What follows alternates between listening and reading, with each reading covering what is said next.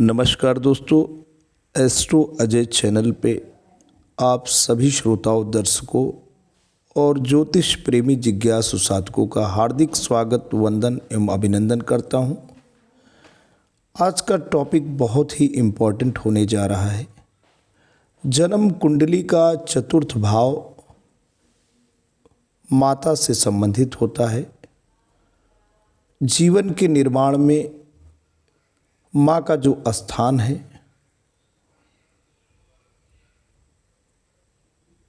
वो एक ऐसा स्थान है जिसका कोई भी स्थान दोस्तों नहीं ले सकता है, क्योंकि माता का जो भावनात्मक बच्चे से रिश्ता होता है, बच्चे से जो लगाव होता है, बच्चे के समग्र विकास, बच्चे के सुख दुख, बच्चे के निर्माण में माँ की जो भूमिका होती है उन्हें शब्दों के माध्यम से बिल्कुल बयां किया ही नहीं जा सकता है। आज हम आपको विभिन्न जन्म कुंडली के माध्यम से जो माता का भाव है, बच्चे को माता का सुख मिलेगा या माता को ऐसी स्थितियां रहेंगी कि माता को ही परेशानी पीड़ा रहेगी, और माँ अगर पीड़ित है किसी रूप में तो आप मान के चलिए कि पीड़ा के चिन्ह बच्चे के ऊपर भी मौजूद रहेंगे। तो पूरा का पूरा हम जन्म कुंडली के चतुर्थ भाव को समझेंगे। उसके अलावा इससे संबंधित जो ज्योतिषीय अवधारणाएं हैं उसको भी स्पष्ट करेंगे।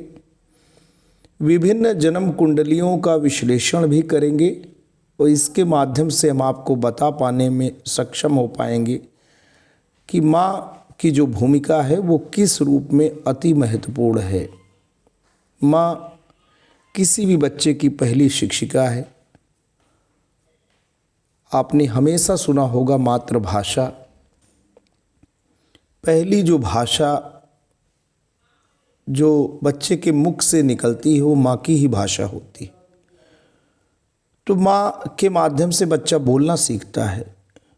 उसके बाद ही संसार में शिक्षालय है, वहाँ से नाना प्रकार की भाषाएं और उसके संस्कार का बच्चे के मनोजगत पे बीजारोपण होता है।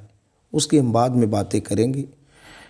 तो बिल्कुल दोस्तों आएंगे, पूरी की पूरी बात बताएंगे आपको। थोड़े समय बहुत ही महत्वपूर्ण टॉपिक पे एकदम स्थिर भाव से सुनना है, एकाग्र मन से माँ के लिए थोड़े समय निकालने हैं। तो बिल्कुल आते हैं, पूरी की पूरी बातें आपको बताते हैं। चतुर्थ भाव माता का भाव, आपको बिल्कुल परेशान नहीं होना है। हम चतुर्थ भाव भी क्लियर करेंगे काल पुरुष की कुंडली से। तो आपको बस बिल्कुल सुनना है, स्टेप बाय स्टेप सुनना है और अपने मन को माँ के ऊपर लगाना है। चतुर्थ भाव माता का भाव है। संकेतक ग्रह जो हैं चंद्रमा हैं। स्वाभाविक राशि कर्क है, 4 नंबर की राशि। स्वामी ग्रह चंद्रमा है।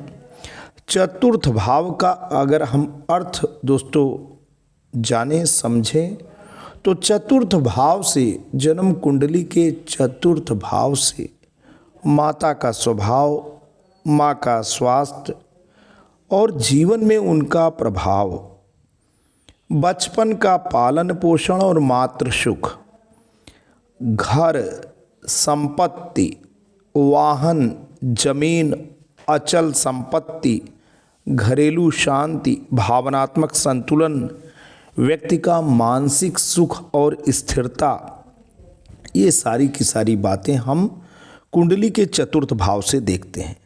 ये है दोस्तों काल पुरुष की कुंडली। काल पुरुष की कुंडली का मतलब होता है एक ऐसी कुंडली जिसकी शुरुआत 1 नंबर की राशि से हो।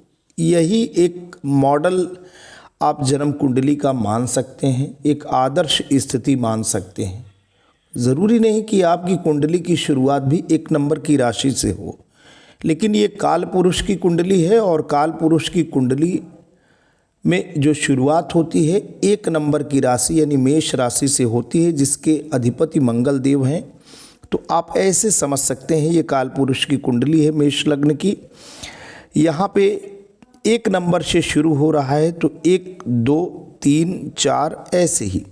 तो ये दोस्तों जो चतुर्थ भाव है ना, यहाँ 4 नंबर की राशि लिखी है। इस राशि को कर्क राशि कहते हैं और इसके जो अधिपति हैं, इसके जो स्वामी हैं वो चंद्रमा हैं। अगर किसी भी व्यक्ति की कुंडली मेष लग्न से शुरू ही हो रही है और चंद्रमा चतुर्थ भाव में बैठे हैं, अपने ही घर में बैठे हैं, तो इससे अच्छी स्थिति दोस्तों क्या हो सकती है। आगे हम आपको कुंडली भी दिखाएंगे। हम एक कुंडली भोपाल से प्राप्त किए हैं। एक जातक हैं हर्षित श्रीवास्तव जी, उनकी माता जी के माध्यम से, ममतामयी माता जी के माध्यम से कुंडली मिली है। उनकी कुंडली में चतुर्थ घर में 4 नंबर की राशि भी लिखी है। चंद्रमा अपने घर में ही बैठे हैं, गुरुदेव भी बैठे हैं, तो ये बहुत अच्छी स्थिति दोस्तों है। आगे चलेंगे, हम आपको बताएंगे। तो ये तो हो गई कालपुरुष की कुंडली। आगे चलते हैं, माता से संबंधित भाव का विश्लेषण हम कैसे करें। माता का विश्लेषण करते समय इन बातों को ध्यान में रखा जाता है। पहली बात तो चतुर्थ भाव की राशि। आपको यहाँ ना कालपुरुष की कुंडली में 4 नंबर की राशि मिलेगी। ज़रूरी नहीं कि आपके लग्न की शुरुआत 1 नंबर से हो सकता है आपके लग्न की शुरुआत 2 नंबर से, यहीं से 2 नंबर शुरू हो जाए। तो आपको फिर यहाँ अगर 2 नंबर शुरू हो जाएगा तो यहाँ 3, यहाँ 4 और यहाँ 5, यहाँ सिंह राशि पड़ जाएगी। तो दोस्तों कहने का मतलब ये है कि पहले तो आपको देखना है कि चतुर्थ भाव की राशि क्या है। पहले चौथा भाव देखिए, उसमें राशि को देखिए, उससे ये पता चलेगा कि माता का स्वभाव और विचारधारा क्या है। आगे दोस्तों देखेंगे चतुर्थ भाव के स्वामी ग्रह, उनकी स्थिति देखना है, किस भाव में किन ग्रहों से युति करते हैं, किन ग्रहों की उनके ऊपर दृष्टि है, तो माता के सुख दुख का संकेत इससे मिल जाता है। एक इतना तो पहले तो आपको देखना है कि चतुर्थ भाव में राशि क्या है और उस राशि के जो ग्रह बैठे हैं वो कहाँ बैठे हैं, उनके ऊपर शुभ दृष्टि है या अशुभ दृष्टि, ये देख लेना है। दूसरा चंद्रमा की स्थिति। अगर कुंडली में चंद्रमा पीड़ित हैं, अशुभ ग्रहों द्वारा दृष्ट हैं या किसी भी पाप ग्रह के साथ जो है कंजंक्शन किए हैं, तो माता के स्वास्थ्य, मनोस्थिति और मातृ स्नेह की गुणवत्ता पता चल जाएगी। चतुर्थ भाव पर शुभ या अशुभ दृष्टि। शुभ ग्रह यानी चतुर्थ भाव पे अगर शुभ ग्रह, और शुभ ग्रह कौन कौन से हैं, गुरु, शुक्र, बुध और चंद्रमा, इनकी दृष्टि हो तो माता सुखी होगी, माँ सुखी होगी, सहयोगी होगी और स्नेही होगी। शुभ ग्रह अगर दृष्टि डालें। अशुभ ग्रह की अगर स्थिति हो, जैसे शनि, राहु, केतु, मंगल की दृष्टि, तो माता का स्वास्थ्य कमजोर होगा, माँ से दूरी भी होगी और माता को तनाव भी होगा। तो कुछ विशेष योग अगर हम बात करें तो चतुर्थ भाव में चंद्रमा है तो माता का गहरा स्नेह, मातृ सुख प्रबल होगा। चतुर्थ भाव में अगर शनि भगवान बैठे हुए हैं तो माता से दूरी होगी या बचपन में माता से अलगाव हो जाएगा। चतुर्थ भाव में अगर मंगल देव बैठे हैं तो माता का स्वभाव तेज होगा। मंगल चूँकि एग्रेसिव प्लेनेट है तो माँ का स्वभाव तेज होगा या परिवार में कलह का माहौल होगा। चतुर्थ भाव में गुरु अगर बैठे हैं तो माता धार्मिक, विदुषी और आदरणीय होंगी। चतुर्थ भाव में अगर राहु या केतु जैसे छाया ग्रह बैठे हैं तो मातृ सुख में बाधा आएगी, माता से अलगाव या भ्रम की स्थिति पैदा होगी। चतुर्थेश पर अगर शुभ दृष्टि पड़ती है तो मातृ सुख, संपत्ति, वाहन और घर का लाभ होगा। चतुर्थेश पर अशुभ दृष्टि पड़ती है तो माता के स्वास्थ्य या मानसिक शांति में कमी आएगी। अब ग्रहों के अनुसार परिणाम अगर हम देखें तो अगर चतुर्थ भाव में सूर्य भगवान बैठे हैं तो पिता का प्रभाव अधिक होगा, माता से मतभेद संभव है। चंद्रमा बैठे हैं तो शुभ स्थान, मातृ सुख, पालन पोषण अच्छा होगा। मंगल बैठे हैं तो माता के स्वभाव में क्रोध, स्वास्थ्य में तनाव।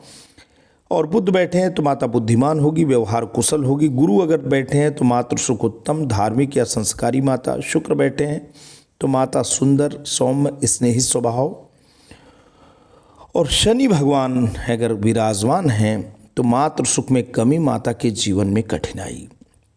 राहु महाराज बैठे हैं तो माता के जीवन में रहस्य होगा, मानसिक तनाव होगा। केतु महाराज अगर बैठे हैं तो मातृ सुख में कमी, माता आध्यात्मिक प्रवृत्ति की हो सकती है।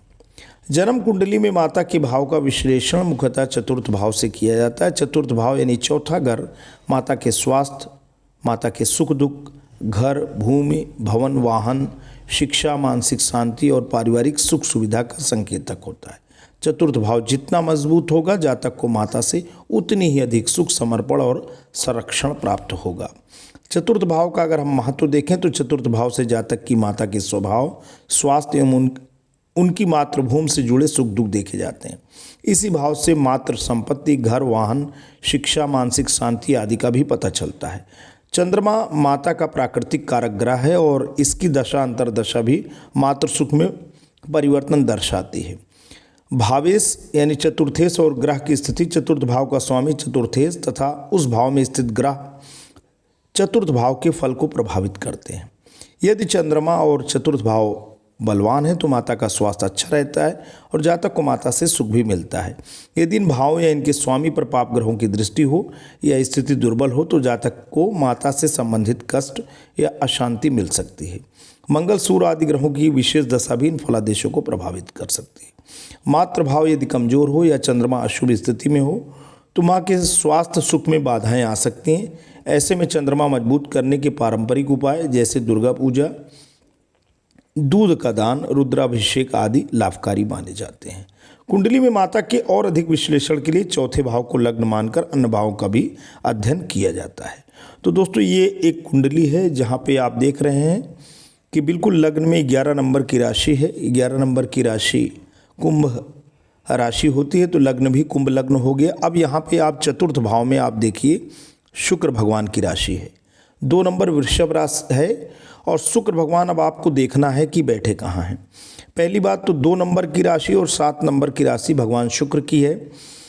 एक में जो है शुक्र भगवान चतुर्थेश हैं, एक में शुक्र भगवान नवमेश हैं। तो दूसरा जो यहाँ पे राशि है यानी चतुर्थ भाव के स्वामी चतुर्थेश, सुखेश और इनको भाग्येश भी कहेंगे। तो चतुर्थ भाव के जो स्वामी हैं वो आपको जो है धर्म त्रिकोण यानी पंचम भाव में जाकर के बैठ जा रहे हैं। तो कुल मिलाकर के माता सौम्य होंगी, विनीत होंगी, स्नेही होंगी, बच्चे से प्यार करने वाली होंगी। लेकिन आप देख पा रहे हैं यहाँ पे इस घर में मंगल बैठ गए हैं।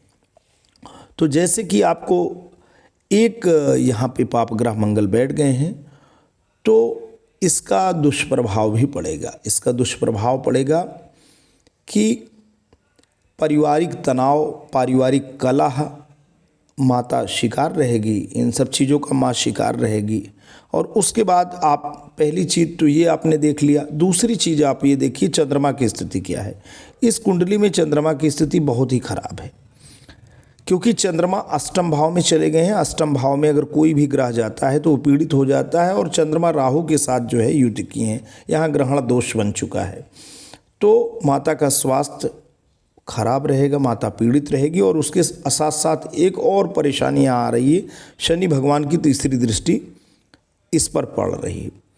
तो यहाँ पे माँ रुग्ण होगी, परेशान होगी, साथ ही साथ घरेलू कलह की शिकार भी होगी क्योंकि यहाँ पे मंगल भी बैठे हुए हैं। तो एक कुंडली का ये विश्लेषण हुआ। आगे चलते हैं। एक कुंडली जो भोपाल से मिली हर्षित श्रीवास्तव जी की, इसमें आप बड़ा अच्छा है। इस कुंडली में बहुत अच्छी बातें हमको दोस्तों देखने को मिली हैं और ममतामयी माँ हैं। और यहाँ पे ये कुंडली जो शुरू हो रही ना, मेष लग्न से शुरू हो रही और मेष लग्न से ये कुंडली की शुरुआत हो रही है। काल पुरुष की कुंडली जैसी ये कुंडली है और यहाँ पे 2 नंबर की राशि भगवान शुक्र की है। शुक्र भगवान स्वराशि में ही बैठे हैं। तो परिवार, पैसा, वाणी, ये जो सारी की सारी बातें हैं, बच्चे को अच्छा सारी चीज़ें रहेंगी। और सबसे बड़ी चीज़ यहाँ पे जो विश्लेषण करने के लिए हम प्रस्तुत हुए हैं, यहाँ 4 नंबर की जो राशि है उसके, ये कर्क राशि, इसके स्वामी चंद्रमा अपने ही घर में बैठे हैं और गुरु भी बैठे हैं। तो माँ धार्मिक होगी, माँ बच्चे से बहुत ज़्यादा स्नेह प्यार करने वाली होगी और कुल मिलाकर के मात्र सुख से बच्चा एकदम युक्त होगा। लेकिन इस कुंडली में ध्यान देने की ज़रूरत यही है कि शनि भगवान दशम भाव में बैठे हुए हैं और ये शनि भगवान की दृष्टि इधर पड़ रही है। तो जो भी थोड़ी बहुत मात्र सुख में बच्चे को कमी आएगी या किसी भी प्रकार का दूरी होगा तो शनि भगवान की वजह से होगा। तो शनि भगवान के लिए इन्हें क्या करना होगा कि पीपल के वृक्ष में शनिवार को तेल का दिया जलाना होगा, सरसों के तेल का, काले तिल का दान करना होगा। ये सारी की सारी चीज़ें करेंगे तो अच्छा होगा, उन्नति होगी, कल्याण होगा। तो आगे चलते हैं। एक कुंडली दोस्तों यहाँ पे ये है, इस कुंडली में आप देखें तो ये मकर राशि से ये कुंडली की शुरुआत हो रही है। शनि भगवान अपने ही घर में है, बहुत अच्छा है, अपने ही घर में शनि भगवान हैं। लेकिन यहाँ पे हमको चौथे भाव को देखना है। चौथे भाव में यहाँ पे मेष राशि है, यहाँ पे राहु महाराज बैठे हैं, तो ये भ्रम की स्थिति देंगे। और दूसरी चीज़ आपको यहाँ चंद्रमा भी देखना है। चंद्रमा जो है केतु के साथ बैठे हैं तो एक प्रकार से पीड़ित हो गए हैं, तो ये स्थिति भी आपको देखना है। तो आगे चलते हैं दोस्तों। एक कुंडली यहाँ पे आपको देखने को मिल रही है। यहाँ पे चतुर्थेश में जो राशि है वो धनु राशि है और धनु राशि के स्वामी भगवान बृहस्पति हैं और सप्तमेश में भी धनु राशि है और इनके स्वामी चतुर्थेश और सप्तमेश के जो स्वामी हैं वो कहाँ बैठे हैं। पहले तो चतुर्थेश की आप स्थिति देखिए। धनु जो राशि है और मीन राशि के स्वामी जो है गुरु सप्तम भाव में जाकर के दोस्तों बैठ गए हैं, केंद्र में बैठे हैं, अच्छा है। और चंद्रमा यहाँ पे बहुत अच्छी स्थिति में है। चंद्रमा जब भी दोस्तों 2 नंबर की राशि वृषभ राशि में होते हैं तो उच्च के होते हैं, यहाँ चंद्रमा उच्च के हैं। तो जो भी जातक को रहेगा मदर एंड डॉटर के बीच में यहाँ पे बेटी है, एक कन्फ्यूज़न की स्थिति रहेगी, भ्रम की स्थिति रहेगी। और माता का जो स्वास्थ्य है यहाँ पे अच्छा है और ये जो कुंडली है एक काफ़ी हद तक दोस्तों अच्छी है। ख़ास तौर पे मदर से बच्चे को स्नेह मिलेगा और माता का स्वास्थ्य भी ठीक रहेगा। तो दोस्तों आज के लिए इतना ही। आशा करता हूँ कुंडली विश्लेषण के माध्यम से आप तक मात्र सुख माता का भाव समझाने की कोशिश किया हूँ। अगर आपको अच्छा लगा हो तो लाइक, शेयर और सब्सक्राइब करेगा। जल्द आपके समक्ष एक नई इन्फॉर्मेशन और वीडियो को लेकर पुनः हाजिर होंगे। तब तक के लिए जय हिंद, वंदे मातरम।